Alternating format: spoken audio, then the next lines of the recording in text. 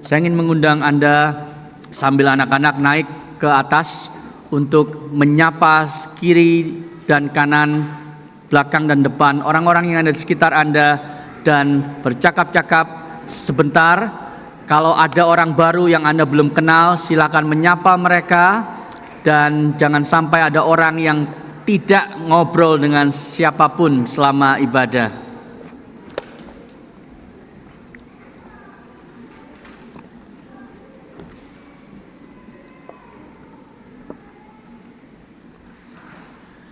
Oke, kalau sudah ngobrol dengan minimal 5 orang, mari sekarang kita fokuskan perhatian kita kepada firman Tuhan. Saya akan mengundang Anda untuk kembali bangkit berdiri untuk menghormati firman Tuhan yang akan saya bacakan bagi kita semua. Mari kita bangkit berdiri dan melihat pembacaan firman Tuhan bersama-sama. Saya akan bacakan ayat 16 sampai dengan ayat 18 dari Kolose 2. Saya undang Anda untuk membaca ayat 20 sampai 23. Demikian firman Tuhan. Karena itu janganlah kamu biarkan orang menghukum kamu mengenai makanan dan minuman, atau mengenai hari raya, bulan baru, atau hari Sabat. Semuanya ini hanyalah bayangan dari apa yang harus datang, sedang wujudnya ialah Kristus. Janganlah kamu biarkan kemenanganmu digagalkan oleh orang yang pura-pura merendahkan diri dan beribadah kepada malaikat, serta berkanjang pada penglihatan-penglihatan dan tanpa alasan membesar-besarkan diri oleh pikirannya yang duniawi. Sedang ia tidak berpegang teguh kepada kepala, dari mana seluruh tubuh yang ditunjang dan diikat menjadi satu oleh urat-urat dan sendi menerima pertumbuhan ilahinya. Bersama-sama, apabila kamu telah mati bersama-sama dengan Kristus dan bebas dari roh-roh dunia, mengapakah kamu menaklukkan dirimu pada rupa-rupa peraturan, seolah-olah kamu masih hidup di dunia? Jangan jamah ini, jangan kecap itu, jangan sentuh ini. Semuanya itu hanya mengenai barang yang binasa oleh pemakaian, dan hanya menurut perintah-perintah dan ajaran-ajaran manusia. Peraturan-peraturan ini, walaupun nampaknya penuh hikmat, dengan ibadah buatan sendiri, seperti merendahkan diri, menyiksa diri, tidak ada gunanya selain untuk memuaskan hidup duniawi. Silakan duduk jemaat sekalian. Demikian jauh pembacaan firman Tuhan.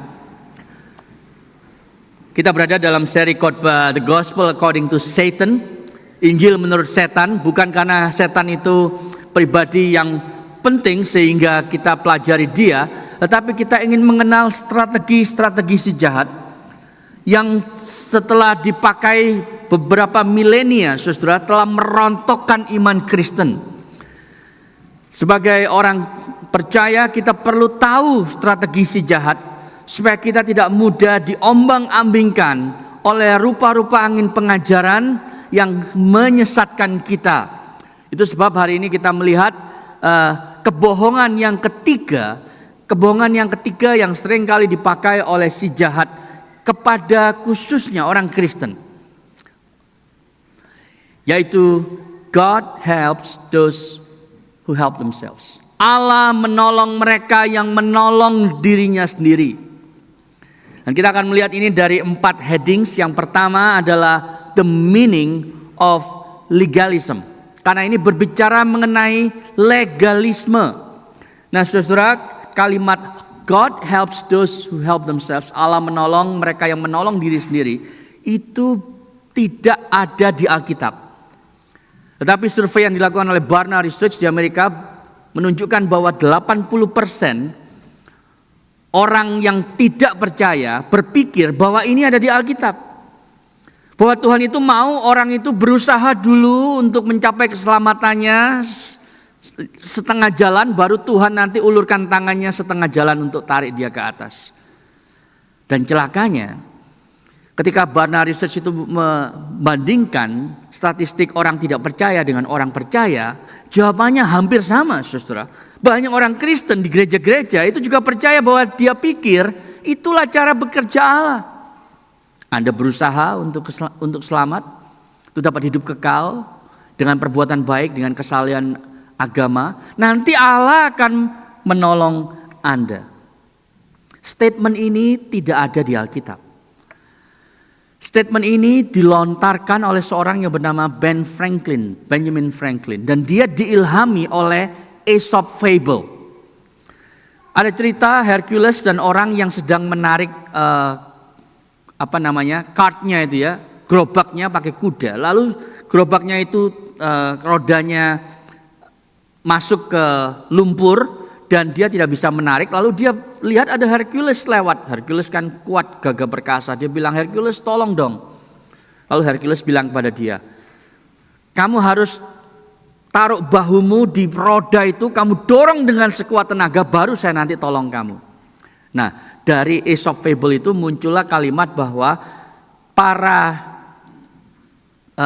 gods, ya pakai G huruf kecil dan S, ilah-ilah itu akan menolong kamu kalau kamu berusaha terlebih dahulu. Lalu itu diterapkan oleh Ben Franklin, lalu mengeluarkan kalimat Allah akan menolong mereka yang menolong diri sendiri. Jadi memang ironis, saudara, bahwa sebuah cerita mitos Yunani bisa kemudian mempengaruhi orang Kristen dan berpikir bahwa itu adalah cara kerja Tuhan Alkitab.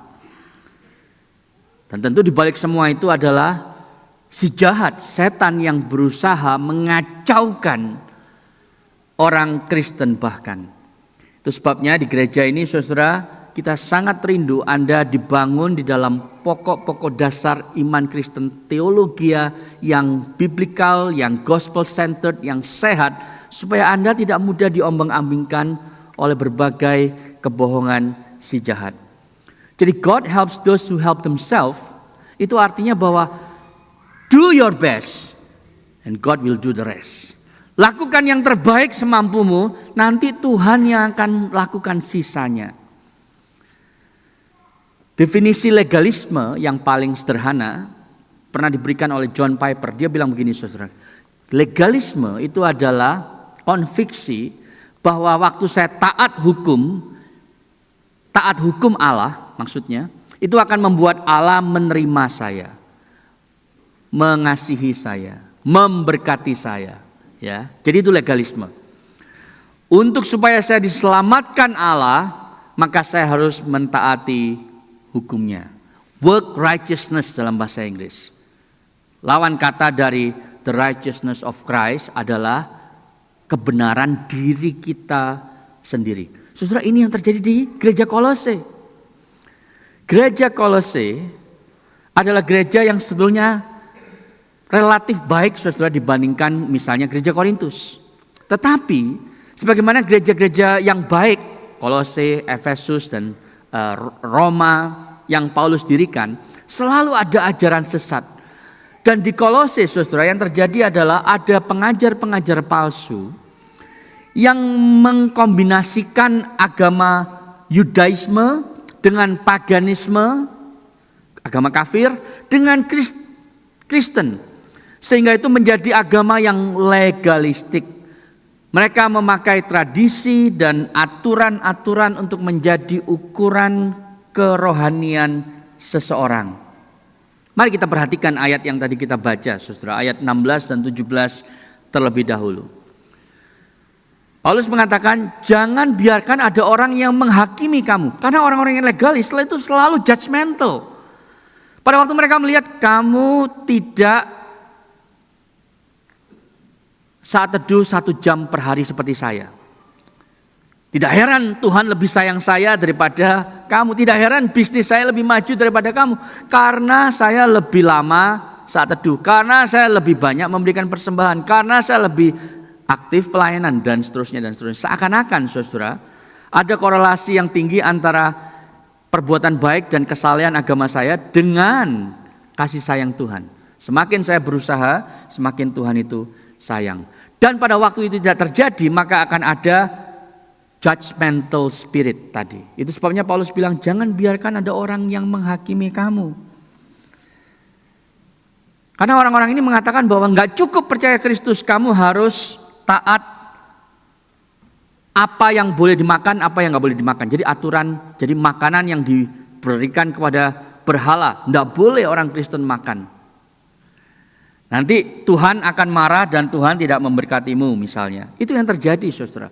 Kalau ada, Anda perhatikan ya di sana ya, ada kata festival, ada kata bulan baru, new moon, dan ada kata sabat. Festival itu tiap tahun, new moon itu dirayakan tiap bulan, dan sabat itu tentunya tiap minggu, saudara. Nah, kalau Anda sampai lupa merayakan festival keagamaan ini, tidak heran Tuhan tidak memberkatimu. Jadi kalau saya boleh modernkan, Paulus kira-kira bilang begini, kalau sampai kamu nggak ke gereja di hari sabat, hari perhentian, hari minggu, jangan heran kalau hari Senin nanti kamu kesandung, terus kakinya kesleo, masuk rumah sakit, nggak bisa kerja. Kenapa? Lu nggak ke gereja sih hari minggu. Gitu, saudara.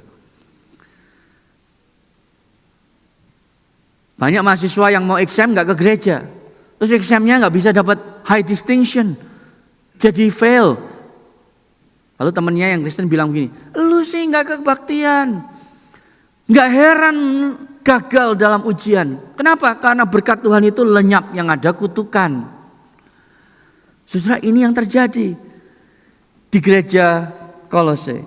Bukan hanya itu, saudara.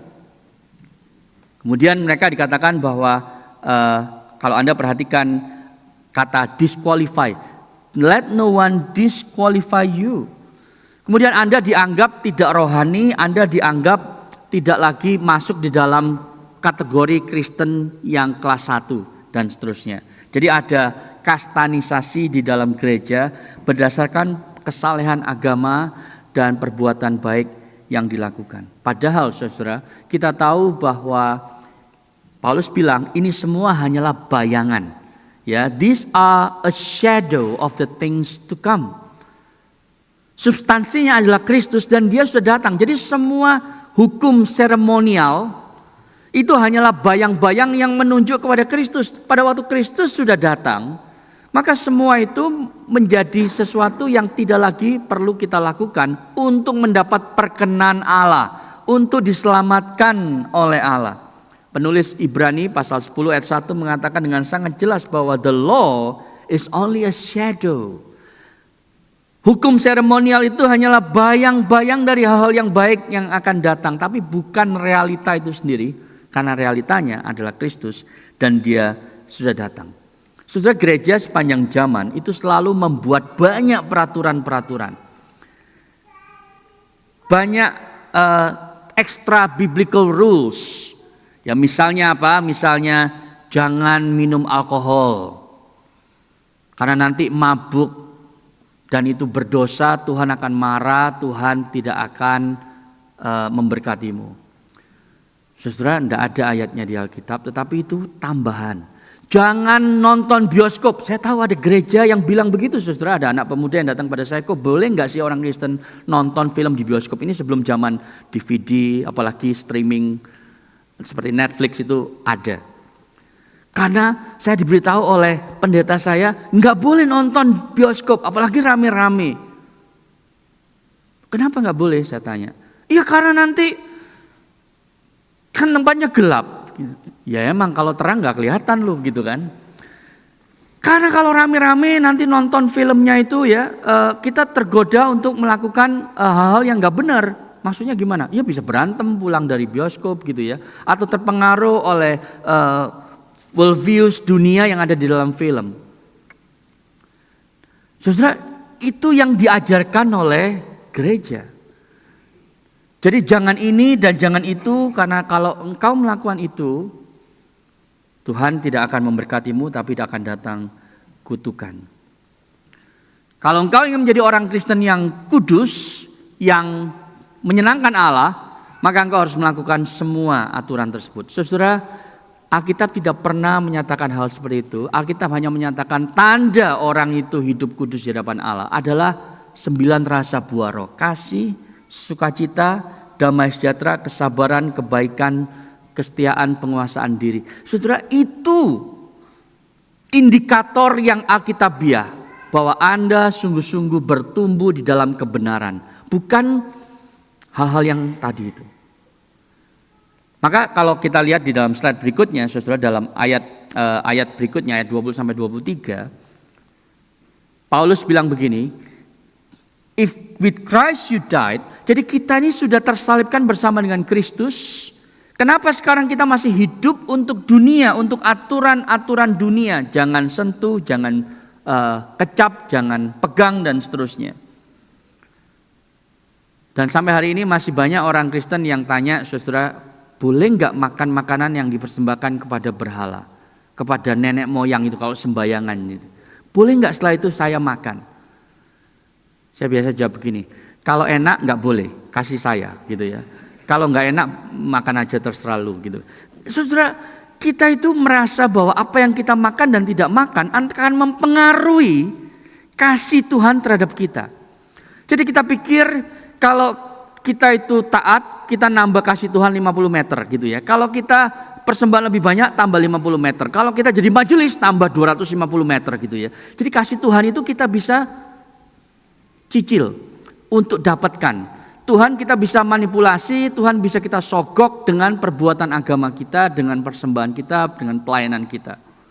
Saudara, yang terjadi sebetulnya, ketika Yesus mati di atas kayu salib, seluruh kasih Allah yang misalnya 1000 meter itu mentok gitu ya, sudah dinyatakan sepenuhnya kepada Anda dan saya yang tidak layak waktu Yesus mati di atas kayu salib. Jadi kita tidak kemudian melakukan tambahan perbuatan untuk menambah kasih Allah, tapi kasih Allah itu sudah diberikan semuanya kepada Anda.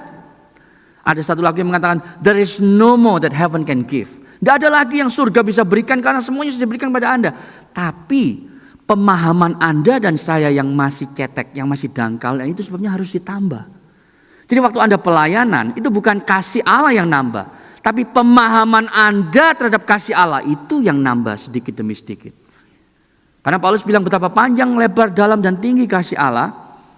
Semakin Anda terlibat aktif dalam pelayanan, semakin Anda mau berkorban bagi Allah, pemahaman Anda akan kasih Allah semakin bertambah. Tapi kasihnya tidak bertambah dan tidak berkurang karena semuanya sudah diberikan di atas kayu salib.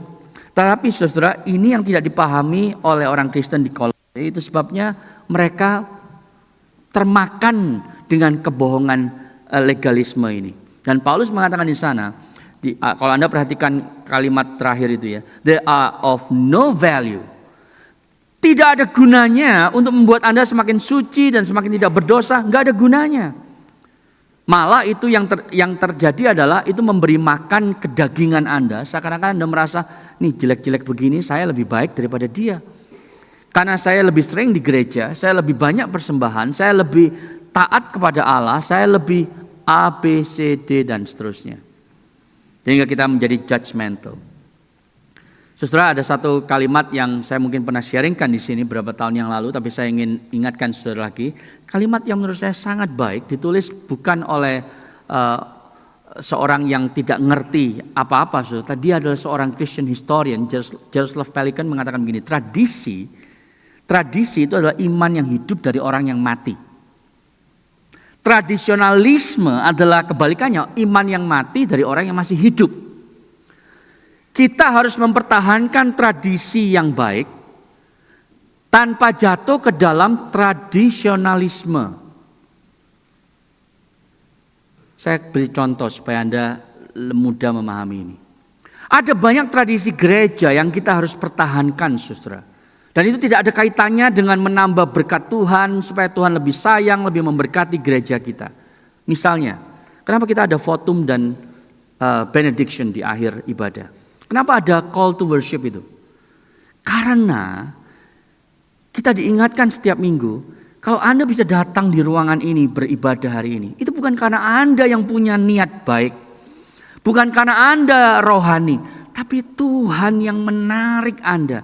Tuhan yang mengundang Anda untuk datang beribadah kepadanya. Pertama kali Anda datang mengenal Kristus, bahkan setiap minggu Anda datang ke gereja. It's not because of you. Itu sebab ada panggilan beribadah. Siapa yang panggil? Tuhan yang panggil. Kenapa ada benediction? Karena Tuhan yang mengutus Anda balik ke dunia untuk menjadi representasinya di tempat kerja, di kampus, dimanapun Anda ada hari Senin sampai hari Jumat. Nah saudara, ini tradisi yang kita harus pertahankan. Kenapa? Karena ini iman yang hidup dari orang yang sudah mati. Bapak-bapak gereja itu yang memikirkan yang kita pertahankan. Tetapi tradisionalisme itu contohnya apa?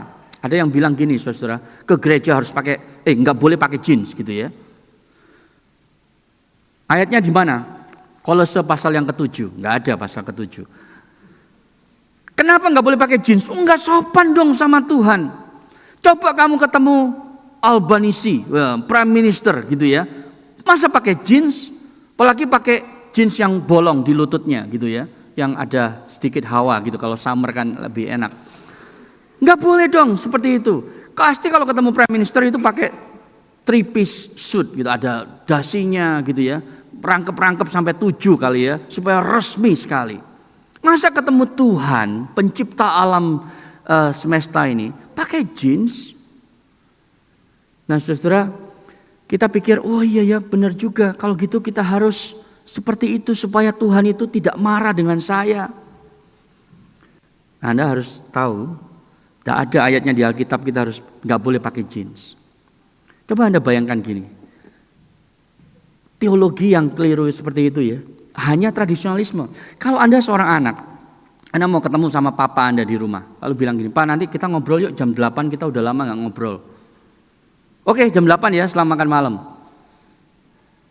Terus papanya ngetuk kamar, yuk mau ngobrol sekarang? Anak bilang, tunggu Pak, sebentar ya kasih saya 5 menit. Oke, see you dining room gitu kan. Ini ngomong soal ayah karena hari ayah soalnya ya. Lalu anaknya tiba-tiba keluar kamar, saudara pakai jas, pakai dasi, pakai sepatu yang baru disemir sama dia. Lalu papanya bingung, lu ngapain? Papa pakai celana pendek, sandal jepit dan baju piyama gitu ya. Lu iya kan mau ketemu papa. Kan aku anak, harus sopan dan hormat sama papa. Bapaknya bingung, ini besok harus cari psikiater kali ya. Kenapa? Karena justru kalau Anda itu dekat, relasinya otentik, ya, rasa hormatmu tidak ditunjukkan dengan, ya itu mesti pakai jas ketemuan. Kan aneh jadinya kan. Nah saudara, Tim Keller pernah bilang, hanya seorang anak yang bisa membangunkan papanya jam 3 pagi minta segelas air, pakai baju piyama tanpa harus pakai jas, ya kan? Coba tetangga Anda ngetuk jam 3 pagi gitu ya, Anda akan marah-marah, semua keakuannya keluar manusia lama gitu kan. Tapi kalau anak Anda yang datang, Pak haus Pak minta air gitu ya, Anda akan aduh nak, ya udah dah ambil gitu kan. Kenapa saudara? Karena itu relasi bapak dengan anak yang sehat. Jadi itu hanya tradisionalisme. Ini yang tidak ada di Alkitab tapi dipaksakan sehingga kita punya konsep yang salah. Ada banyak yang lain saudara, karena nanti waktunya jadi lama kalau saya kasih banyak contoh gitu ya. Tapi Charles Spurgeon itu bilang gini, setiap kita itu lahir sebagai seorang legalis. Anda dan saya tidak perlu diajarin. Kita itu sudah dididik dari sejak lahir. Kalau melakukan sesuatu yang baik baru dapat hadiah. Ya kan? Perlu usaha baru ada reward. Mulai dari TK dikasih stiker kalau hasil ulangannya bagus. Dan itu mempengaruhi seluruh cara kita berinteraksi dengan Tuhan. Saya harus berbuat baik, saya harus melakukan tindakan agama supaya saya dapat surga. Itu sebabnya kita alergi terhadap anugerah. Karena anugerah itu terlalu murah, terlalu gampang. Masa cuma percaya Tuhan terus dihapuskan dosa saya. Jadi saudara, itu the meaning of legalism. Yang kedua, ini lebih pendek. Poin kedua dan ketiga, the danger of legalism, bahaya. Kenapa ini bahaya saudara? Karena ini bukan hanya membuat orang berpikir bahwa ini ada di Alkitab, tapi ini membuat orang Kristen sendiri yang sebenarnya tahu bahwa ini salah, tapi kita seringkali tanpa sadar balik masuk ke pola legalism di dalam interaksi kita dengan Tuhan. Anda coba pikir ya, Paulus menulis ini kepada orang Kristen loh di Kolose. Dia bukan nulis kepada orang yang bukan Kristen.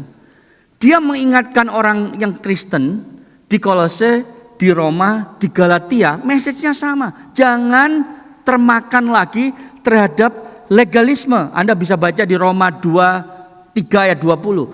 For by the works of the law no human being will be justified.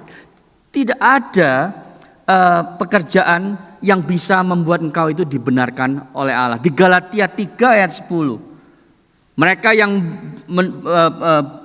rely on works of the law itu ada di bawah kutuk. Jadi Paulus mengingatkan kepada orang Kristen. Kenapa? Karena orang Kristen itu seringkali tanpa sadar balik kepada pola berpikir dan pola interaksi legalis.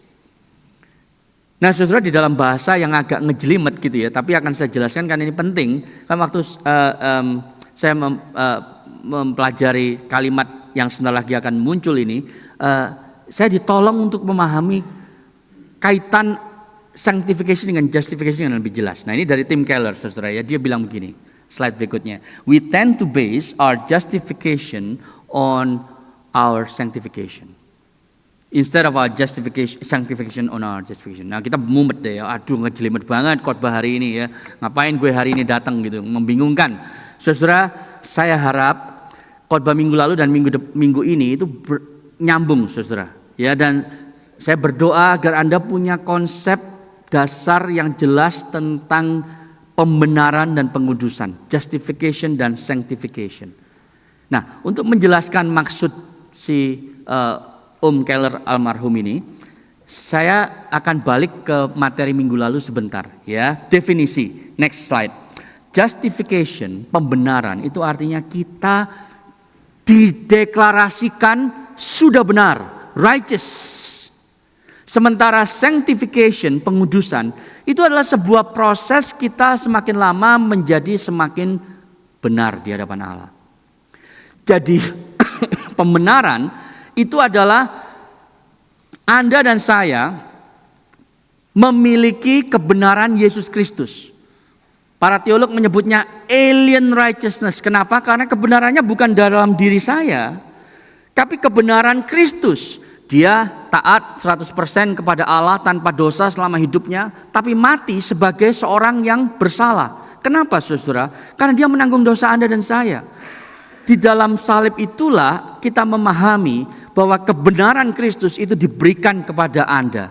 Dosa kita berikan kepadanya. Itu sebabnya dia mati di salib. Nah, sekarang waktu kita menerima kebenaran Kristus, Allah melihat Anda dan saya sebagai orang yang benar, bukan karena kita sendiri benar, tapi karena Kristus yang hidup di dalam diri kita sekarang melalui rohnya. Anda paham itu?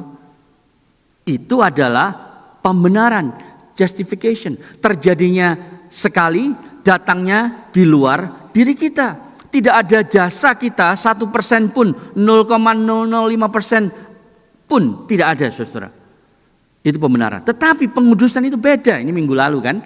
Pengudusan itu adalah Allah memulai kasih karunia-Nya itu di dalam diri kita yang mendorong kita untuk kemudian mentaati firman Allah. Tadi New City Catechism itu bicara soal sanctification. Kita mentaati firman Allah, kita berusaha sesuai dengan kuat kuasanya yang bekerja dengan kuat di dalam aku. Itu yang Paulus katakan. Ya, nah sekarang waktu Tim Keller itu bilang, ya boleh balik sebentar ke slide yang sebelumnya. Kita itu punya kecenderungan untuk mendasarkan pembenaran kita di atas pengudusan kita. Maksudnya gini, saudara. Maksudnya gini, saya berikan contoh supaya mudah dipahami. Anda sudah tidak saat teduh seminggu misalnya. Wah sibuk ya, saya itu gak sempat baca Alkitab. Gak sempat berdoa. Pokoknya lupa aja, lewat seminggu. Terus hari Senin tiba. Bos Anda bilang gini, saya tidak akan memberikan proyek yang kamu inginkan itu kepadamu. Saya akan berikan kepada kolegamu. Anda kaget. Loh Pak, saya itu sudah berusaha keras untuk mendapatkan proyek baru ini Pak. Supaya saya dapat promosi yang saya sudah damba-dambakan. Iya, tapi saya akan berikan kepada kolegamu. Wah, Anda sangat kecewa dan marah-marah. Lalu Anda berpikir begini, aduh pasti karena saya nggak saat teduh seminggu. Pasti karena saya tidak berdoa selama seminggu. Itu sebab Tuhan itu mengutuk saya. Tuhan tidak memberkati saya. Tuhan jangan-jangan membuang saya. Nah saudara, Anda perhatikan itu. Pada waktu kita berpikir seperti itu, dan kita sering kali berpikir seperti itu sebagai orang Kristen, kita mendasarkan pembenaran kita di atas pengudusan kita. Kita berpikir, saya kurang kudus, saya kurang serius mengikut Tuhan. Itu sebab sekarang saya tidak yakin apakah saya ini diselamatkan. Saya tidak yakin apakah Allah itu mengasihi saya. Lalu apa yang Anda lakukan setelah itu? Anda langsung baca Alkitab 2 kali lebih lama. Wah ya, Anda habiskan kitab Kejadian dalam satu kali baca, biarin. Saya nggak ngerti, saya bosen, saya baca terus supaya Tuhan itu balik sayang dengan saya. Itu yang terjadi, saudara. Anda lebih giat pelayanan, Anda persembahan lebih banyak. Supaya apa? Supaya Tuhan mengasihi saya minimal sama dengan kadar kasihnya di masa lalu. Itu yang terjadi, bukan? Pada waktu itu yang terjadi, kita mendasarkan pembenaran kita di atas pengudusan kita. Kita berpikir bahwa Allah menerima kita berdasarkan keserupaan kita dengan Kristus. Bukan karena kita ada di dalam Kristus. Saya ulang lagi ya. Kita berpikir bahwa kasih Allah itu berbanding lurus dengan keserupaan kita akan Kristus. Padahal Allah mengasihi kita karena kita ada di dalam Kristus. Jadi tidak peduli Anda itu sudah jadi orang Kristen 5 menit atau sudah 15 tahun, lebih dewasa, lebih seperti Kristus, Anda tetap dikasihi Allah sama kadarnya. Bukan berarti karena Anda sudah 50 tahun ikut Tuhan, lebih serupa Kristus, Allah lebih mengasihi Anda sekarang daripada Anda 5 menit pertama mengasihi Kristus. Kenapa? Karena kasih Allah itu tidak berubah sepenuhnya, selamanya, tetap maksimal kepada Anda. Karena itu yang Dia nyatakan waktu Anda masih menjadi musuhnya di atas kayu salib. Nah, jadi saudara, bahaya dari legalisme adalah kita mendasarkan pembenaran kita di atas pengudusan kita. Kita jadi tidak yakin akan keselamatan kita karena kita berbuat dosa, karena kita merasa tidak serius menjadi serupa Kristus. Dengan demikian saudara, si iblis akan tertawa karena dia berhasil menggoncang iman saudara. Yang berikutnya saudara ya, the root of legalism. Nah, ini agak lebih dalam sedikit ya, sedikit. Oke, yang tidur tolong bangun ya, supaya nggak ada yang ketinggalan. Kalau ada yang melihat di sebelahnya mulai ngantuk-ngantuk, coba disenggol sedikit ya. Sekarang kita lihat akar dari legalisme. Saudara, minggu lalu kita bicara soal antinomianisme sebenarnya ya. Jadi waktu saya bicara mengenai let go and let God, itu bicara soal Anda tidak perlu melakukan apa-apa. Ya, Anda cuma perlu berserah, nanti Tuhan yang bekerja. Nah, hari ini adalah kebalikan dari itu, legalisme. Yaitu adalah Anda harus bekerja sebaik mungkin, baru nanti Allah yang bekerja sisanya. Nah, kelihatannya antinomianisme dan legalisme ini lawan kata. Padahal saudara, akarnya itu sama. Akarnya itu sama. Nah, saya dapat insight ini dari seorang teolog Scottish ya, yang masih hidup. Biasanya Scottish theologian itu sudah meninggal saudara. Karya-karyanya luar biasa. Nah, orang ini luar biasa dipakai Tuhan dan masih hidup di Amerika ya. Namanya Sinclair Ferguson. Dan dia menulis begini saudara. Ini kalimat yang menurut saya amazing ya. But anyway, dia bilang begini ya, dia bilang bahwa legalism and antinomianism are not complete opposite.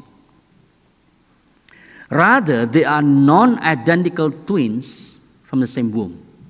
Mereka seperti saudara kandung yang kembar, yang tidak tidak kembar siam gitu ya, dari kandungan yang sama. Lalu dia menjelaskan dasarnya dari mana dia bisa membuat statement seperti itu.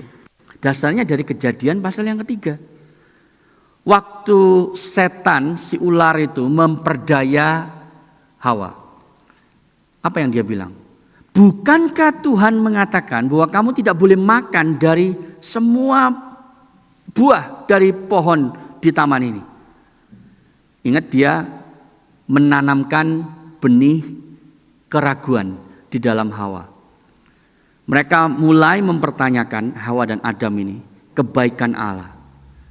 Tetapi Hawa kemudian mengatakan, no, enggak kok. Allah bilang semua yang ada di taman ini boleh kami makan buahnya, kecuali satu. Nah, tetapi karena si jahat itu memutarbalikkan firman Allah itu, saudara, sekarang Hawa itu fokusnya hanya kepada yang Tuhan larang, bukan yang Tuhan kasih. Jadi bayangkan ya, kalau ada 500 jenis pohon dan buah, ya, mulai dari buah mangga, buah jeruk, buah kiwi dan segala macam buah, stroberi, dan nggak ada yang asem, saudara, karena belum ada dosa. Anda beli stroberi di supermarket ya, asem banget, $4.50, marah-marah kan? Di Taman Eden semua stroberisnya manis, belum ada dosa. Itu diberikan Tuhan beratus-ratus jenis buah. Tapi sekarang mereka hanya berfokus kepada satu yang nggak boleh, ya kan? Lalu mereka mulai mempertanyakan, Tuhan ini betul-betul nggak ya mengasihi saya? Kalau dia mengasihi saya, masa saya harus taat dulu baru boleh makan buah yang terlarang itu? Jangan-jangan Tuhan tidak mengasihi saya. Karena kalau dia mengasihi saya mestinya semua buah boleh dong tanpa ada larangan. Padahal itu adalah bagian dari hukum moral Allah untuk menunjukkan bahwa mereka hidup bergantung pada pencipta. Mereka taat kepada pencipta. Itu tujuan Allah, saudara. There is nothing magic about the fruit. Tapi Tuhan ingin agar manusia itu tahu siapa diri mereka di hadapan Allah. Ciptaan pencipta. Tapi sekarang Hawa berfokus hanya kepada yang dilarang Tuhan. Nah, sekarang gini saudara, kalau dia itu antinomian, dia akan bilang gini, Tuhan gak sayang kepada saya, ngapain saya harus mentaati perintahnya kalau dia toh gak sayang dengan saya. Atau dia bisa menjadi legalis, oke lah saya harus taat kepada Allah, ya siapa tahu dia akan kasih saya makan buah tersebut. Supaya saya nanti bisa menjadi seperti Allah, matanya terbuka dan seterusnya. Jadi Ferguson mengatakan bahwa Anda jadi seorang legalis atau antinomian, dasarnya sama, yaitu apa? Meragukan kasih Allah kepada Anda. Itu dasarnya, dasar legalis. Nah sekarang saya coba modernkan, saudara. Ya, karena ini hari ayah, saya pakai contoh ayah lagi. Ada seorang ayah yang bilang gini kepada anaknya, umur 10 tahun. Nak, papa tahu kamu kepingin PlayStation 5 untuk ulang tahunmu. Bener ya, 5 yang terakhir ya. Tapi gini nak, kamu kan mau VCE, mau ujian akhir. Jadi fokuslah ke sana dulu, jangan PlayStation. Lupa, tapi saya ini kepengen banget pak, teman-teman saya semua udah punya. Terus papanya bilang gini, nah kan semua yang kamu butuhkan papa sudah sediakan. In fact semua milik papa adalah milikmu. Cuma satu hal yang papa gak bisa berikan sekarang, PlayStation 5. Karena ini demi kebaikanmu supaya kamu nilainya bagus, fokus ke studi dan nanti bisa pilih universitas yang bagus. Tapi si ular datang kepada anak itu. Bukankah papamu bilang, kamu gak boleh dapat segala sesuatu yang kamu miliki? Enggak kok, cuman PlayStation 5 gitu kan anaknya bilang. Tapi anaknya mulai meragukan kasih papanya. Iya ya, papa ini gak sayang. Papa anak lain, temanku itu, semua dapat PlayStation, Nintendo, dan semua jenis game yang lain. Aku satu aja gak boleh, gak dapat. Nah, ada dua kemungkinan saudara. Dia jadi orang yang legalis. Papa maunya kasih PS5 kalau aku dapat nilai bagus. Jadi sekarang aku akan jadi orang yang legalis. Aku akan kerja, studi, mati-matian, dapat VCE perfect score. Supaya nanti aku dibelikan PS5, 6, 7, 8 dan seterusnya, di-upgrade tiap tahun. Itu legalis kan akhirnya. Apakah dia sayang papanya waktu dia studi baik-baik? Enggak. Dia enggak sayang sama papanya. Dia hanya kepengen PlayStation 5. Itu sebabnya dia sekarang taat kepada papanya. Jadi papanya lihat, nak kamu ngapain? Belajar. Oh iya pak, belajar. Oh bagus ya, anak papa yang luar biasa. Padahal dia enggak tahu. Bukan karena sayang papanya, tapi kepengen PS5. Itu orang legalis saudara. Atau dia bisa jadi orang yang antinomian. Dia bilang gini, papa gak sayang sebenarnya sama saya. Ngapain saya harus belajar baik-baik dan dapat nilai bagus? Saya drop out aja dari high school. Terus saya kerja sendiri. Supaya nanti dari hasil duit itu saya bisa beli PlayStation 5. Saya gak butuh papa kok. Ada banyak teman saya yang drop out, bisa kerja sendiri, lalu dia bisa dapat PS5 dan melakukan apa yang dia inginkan. Nah saudara jadi orang yang antinomian. Jadi hopefully sekarang lebih jelas ya. Apa yang dikatakan oleh Sinclair tadi, legalis dan antinomian itu akarnya sama. Dan itu yang ditanamkan oleh si jahat, meragukan kasih Allah akan Anda. Itu sebabnya Anda kemudian menjadi orang yang legalistik. Orang yang legalis, saudara, mentaati firman Allah bukan karena cinta Tuhan, tetapi karena ingin berkat Tuhan. Dua hal yang sama sekali berbeda. Nah, kalau Anda sudah tahu artinya, bahayanya, dan akarnya. Lalu yang terakhir tentunya, apa solusinya, saudara? Apa solusinya? Solusinya adalah Injil Kristus Yesus. Ya, taunya dari mana? Slide berikutnya. Kalau Anda membaca tadi ayat yang ke-16, itu dimulai dengan kata therefore, karena itu. Ya, setiap kali Anda baca Alkitab, lalu ada kata therefore, karena itu. Anda harus tanya, karena apa? Jawabannya ada di ayat-ayat dan paragraf sebelumnya, saudara, yang kita tidak baca memang tadi. Jadi, waktu tadi kita baca, jangan ikuti semua peraturan manusia itu. Itu hanyalah implikasinya, itu hanyalah imperatifnya, itu hanyalah buahnya. Nah, dasarnya apa, alasannya apa, itu ada di ayat-ayat sebelumnya. Jadi bagaimana mengalahkan legalistic spirit dalam hati kita ini? Jawabannya adalah Injil. Dan Paulus seperti biasa selalu mengkaitkan semua hal dalam hidup ini balik kepada Injil. Kalau Anda jatuh ke dalam legalisme, itu karena Anda tidak memahami Injil. Nah, mari kita perhatikan, saudara, apa yang dia tulis. Dia mengatakan, see to it that no one else takes you captive. Jangan sampai kamu itu dibutakan oleh berbagai macam filsafat dan kebohongan-kebohongan yang palsu yang dibuat oleh tradisi manusia. Lalu dia masuk ke Injil di ayat yang ke-13 dan seterusnya. And you who were dead in your trespasses. Anda dulu mati, tapi sekarang dibangkitkan bersama dengan Kristus. Bagaimana itu terjadi? Allah mengampuni dosamu, canceling the record of debt that stood against us with its legal demands. This he set aside, nailing it to the cross. Jadi Allah bisa mengampuni Anda, membangkitkan Anda dari kematian dosa. Itu karena dosamu dipakukan ke salib Kristus Yesus. Ini kan bicara soal apa? Gospel. Bicara soal kematian Kristus dan kebangkitannya. Saudara, itu sebabnya Injil ini menjadi sesuatu yang kita harus terus khotbahkan setiap minggu, bahkan setiap hari Anda harus melakukannya pada diri Anda sendiri. Kalau Anda percaya bahwa Tuhan hanya membantu orang yang membantu dirinya sendiri, Anda itu terjebak ke dalam berbagai macam ajaran filsafat manusia yang ada di dalam agama-agama buatan manusia. Saudara perhatikan ya, semua agama itu mengajarkan God helps those who help themselves. Betul nggak? Coba Anda pikirkan, Buddha mengajarkan 8 langkah, ya kan, menuju nirwana. Dengan apa? Dengan mengosongkan keinginan hatimu. Itu semu, kata Buddha.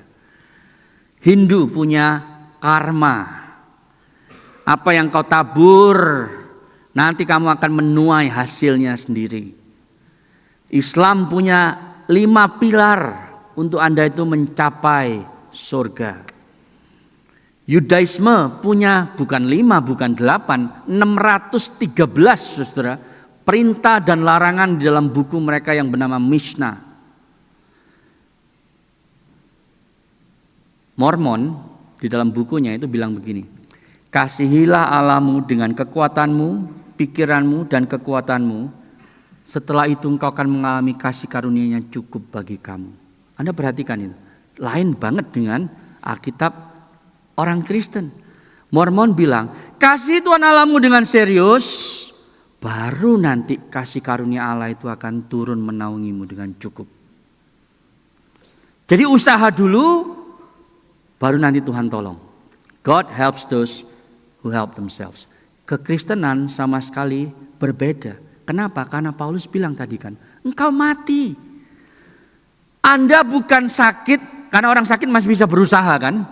Tapi Anda mati, orang mati ya mati, saudara nggak bisa berbuat apa-apa. Kecuali Tuhan yang membangkitkan Anda. Itu sebab kebutuhan kita terbesar bukan siraman rohani.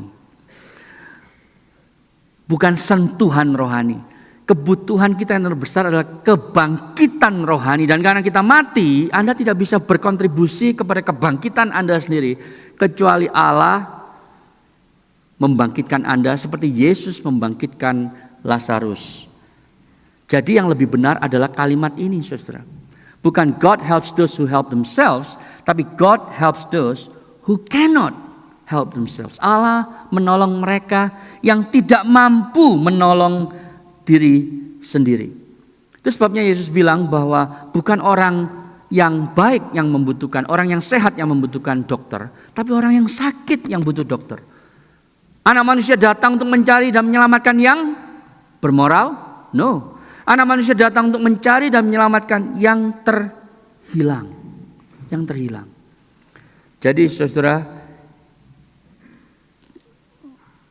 terimalah Injil kasih karunia ini. Banyak orang itu tidak bisa menerima Injil. Karena mereka pikir terlalu aneh, terlalu gampang. Ada seorang perempuan, seorang ibu yang bilang begini. Maksud Bapak, kalau saya tidak salah tangkap adalah kalau saya sudah usia tua ini ya, sudah 50 tahun berjuang untuk hidup dengan moralitas yang baik, memberi sedekah, tidak nipu pajak, tapi saya tidak pernah mengakui bahwa saya orang berdosa dan butuh Kristus, terus saya akan terhilang dalam kekekalan? Sementara Bapak bilang kalau ada pembunuh serial killer itu, yang membunuh belasan orang, lalu di akhir hidupnya dia mengaku bahwa dia berdosa dan menerima Yesus, dia diselamatkan, sementara saya yang baik ini terhilang. Lalu bapaknya bilang, benar, itu yang Allah nyatakan di dalam Alkitab. Kalau begitu saya tidak mau terima Injil. Sudah tahu kenapa? Karena ada kesombongan. Kesombongan hati yang mengatakan saya harus berbuat sesuatu untuk mendapatkan kasih karunia Allah itu. Padahal itu namanya grace. Saya ingin tanya kepada Anda hari ini. Apakah Anda masih memiliki legalistic spirit dalam hati Anda? Khususnya kalau Anda sedang jatuh di dalam dosa. Anda sedang jauh dari Tuhan. Anda merasa mungkin Tuhan gak sayang saya lagi. Mungkin keselamatan saya hilang. Saya gak yakin lagi saya orang Kristen meskipun dulu pernah mengaku dosa dan bertobat. Saudara, kemudian Anda berusaha untuk berbuat baik, melakukan A, B, C, dan D untuk kembali mendapatkan perkenan Tuhan. Itu karena Anda sudah termakan oleh si jahat. Hari ini kembalilah kepada Tuhan. Dan biarlah kebenaran Kristus itu menjadi satu-satunya modal Anda untuk berdiri tegak tanpa diombang-ambingkan oleh ajaran dunia dan si jahat. Bahwa sekali saya diselamatkan, keselamatan itu tidak akan pernah hilang. Itulah justru yang membuat saya sekarang mau cinta Tuhan, mau taat firman-Nya, bukan untuk mendapat perkenan Allah, tapi karena saya mengasihi Dia. Saya mau taat bukan karena takut dihukum. Saya mau taat karena ada sukacita yang meluap keluar dan terwujud melalui ketaatan saya. Mau saudara Anda berespon seperti itu? Mari kita tunduk kepala, kita berdoa.